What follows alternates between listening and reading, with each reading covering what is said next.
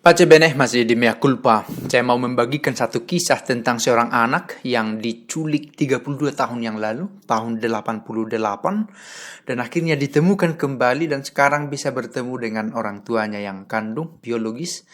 Dan ini menjadi kabar yang mengharukan dan saya pikir ada nilai moral yang bisa kita ambil. Para culprit, saya masih mau mengingatkan, pertama, jangan lupa subscribe bila belum subscribe, dan like dan share video ini bila dirasa itu baik.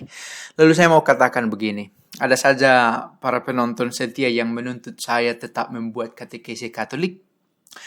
Saya tahu itu karena kecintaan yang besar pada gereja, tetapi saya mau katakan channel ini bukan channel yang melulu berbicara tentang Katolik.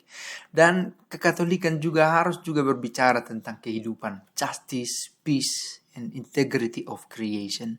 Dan saya pikir ada sesuatu yang terkait dengan video ini dan dengan kekatolikan sendiri. Maka para culprit, kalau rasanya video ini tidak sesuai dengan kriteria, silahkan dilewatkan, tonton yang lain. Tetapi saya mau menyampaikan video tentang penculikan ini, di mana keluarga adalah rumah yang pertama dan utama, dan sekolah yang utama, dan keluarga adalah tempat kita untuk kembali lagi.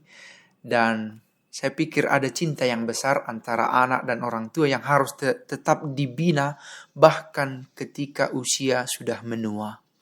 Si anak yang sudah berusia 34 tahun ini berjanji, saya akan menghabiskan waktu, menghabiskan sisa hidupku bersama dengan orang tuaku, katanya. Kalaupun orang tuanya meninggal lebih awal, saya pikir si anak ini akan menjadi anak yang setia kepada orang tuanya.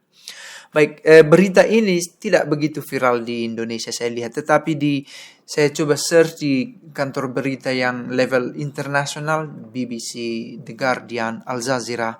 Semua kantor berita ini mengangkat cerita tentang Mao Yin, seorang pemuda berusia 34 tahun yang diculik ini. Bagaimana kisahnya? Mao Yin ini adalah nama anak yang diculik ini. Dia diculik pada tanggal 23 Februari. Dia lahir tanggal 23 Februari tahun 1986 dan dia diculik pada tanggal 17 Oktober tahun 1988. Usianya pada waktu itu masih berusia 2 tahun. Pada waktu itu ayahnya menjemput si anak ini dari tempat penitipan anak semacam itu. Dan di perjalanan anak ini sudah sanggup mengatakan, saya haus, saya ingin minum, begitulah secara sederhana barangkali ya, dengan kode-kode yang biasa ditunjukkan oleh seorang anak. Lalu Mao Yin sejenak ditinggalkan oleh ayahnya di lobi dari satu hotel di kota Xi'an, di provinsi Shaanxi di Cina. Lalu setelah kembali dari membeli air minum, si ayah ini tidak lagi menemukan anaknya. Tiba-tiba sudah hilang. Dan akhirnya panik dan si ayah tidak tahu lagi mau mencari kemana anak ini.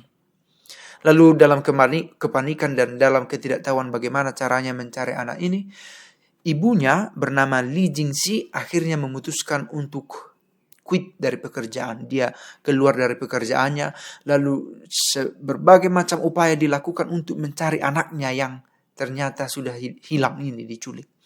Sampai 100 ribuan poster dibuat oleh ibu ini dalam usahanya mencari anak ini. Pergi ke kantor polisi, tidak ditemukan juga. Pergi ke tempat-tempat penitipan anak, tidak ditemukan juga. Dia juga pergi ke stasiun televisi bertanya dan mengabarkan dia punya anak, dia punya gambaran, tetapi tidak ditemukan juga. Dan bahkan ibu ini pernah ikut di ajang X Factor untuk memperkenalkan dirinya dan problemnya ke khalayak, ke hadapan publik, tetapi tidak ada hasilnya. Lalu akhirnya demikianlah si ibu ini memutuskan untuk terlibat sebagai volunteer di satu organisasi yang bernama Baby Come Back Home, di mana si ibu ini masuk ke organisasi ini tahun 2007. Ini adalah semacam organisasi nirlaba, non-profit, yang berguna untuk mempertemukan orang tua kandung dengan anak yang hilang ketika masih muda.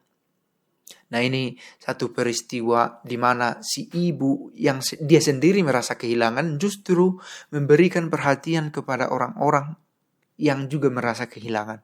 Satu pelajaran moral saya pikir, dia tidak menyibukkan diri dengan penderitaannya, tetapi dia menyibukkan diri dengan perbuatan baik untuk membantu orang tua yang mengalami hal yang sama dengan dia. Nah, bagaimana Mao Yin akhirnya ditemukan? Ini satu kisah yang menarik.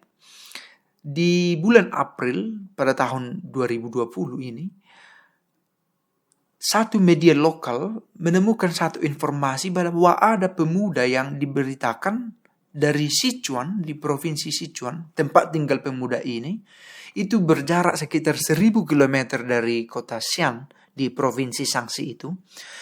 Dia pernah diadopsi, begitu ya, dan dia ingin menemukan orang tua aslinya. Lalu dibuatlah tes DNA untuk menemukan data DNA dari si Mao Yin ini, si pemuda ini. Setelah mempertemukan hasil tes DNA si Mao Yin dengan orang tuanya yang kandung ini, yang mencari anaknya, yaitu si Mao Zhenxing dan Li Jingxi, itu nama ayah dan ibunya, ternyata ada kecocokan dan positif. Ini berita yang mengagumkan bahwa 32 tahun kemudian setelah proses pencarian yang panjang, akhirnya kedua orang tua itu menemukan anak kandungnya sendiri. Dan Mao Yin sudah diganti namanya, bukan lagi Mao Yin tetapi Kuningning. Menjadi Kuningning. Dan Kuningning sendiri, si anak yang hilang ini, sudah memiliki usaha sendiri yaitu dekorasi rumah. Dan dia menyambut positif kabar baik ini. Tidak diberitakan bagaimana dengan siapa orang tua yang mengadopsi anak ini. Dan dikatakan pada waktu itu, entah dari informasi yang mana, bahwa anak ini dijual pada waktu itu seharga 6.000 yuan. Kalau di konversi ke uang sekarang, dia seharga $840. Kalau 15.000 dolar pada waktu sekarang, itu setara dengan 120 juta, seharga 12 juta, seharga 12 juta pada waktu itu. Dan ini satu berita yang mengejutkan bahwa ternyata anak itu bisa kembali kepada orang tua. Ternyata di Cina sendiri kasus penculikan anak sungguh besar. Dan saya pikir beberapa informasi tentang penculikan anak juga marak terjadi di Indonesia. Hanya tidak ada statistik yang cukup jelas tentang itu sejauh untuk saya tidak menemukan informasi tentang itu. Sementara organisasi Baby Come Back Home yang berupaya mempertemukan orang tua dengan anak yang hilang, mengerjakan kasus sebanyak 22.000 kasus. 14.800 kasus itu tentang pencarian anak laki-laki, dan 7.000-an kasus lainnya berbicara tentang kasus hilangnya anak perempuan. Ya, anak adalah harta yang berharga di tengah keluarga, dan cinta antara anak dan orang tua adalah berlangsung sangat kuat dan sampai akhir hidup.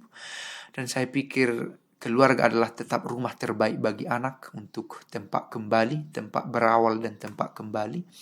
Dan saya pikir semoga dengan ini kita semakin berusaha menghargai cinta, menghargai hubungan yang ada di dalam keluarga. Pace bene.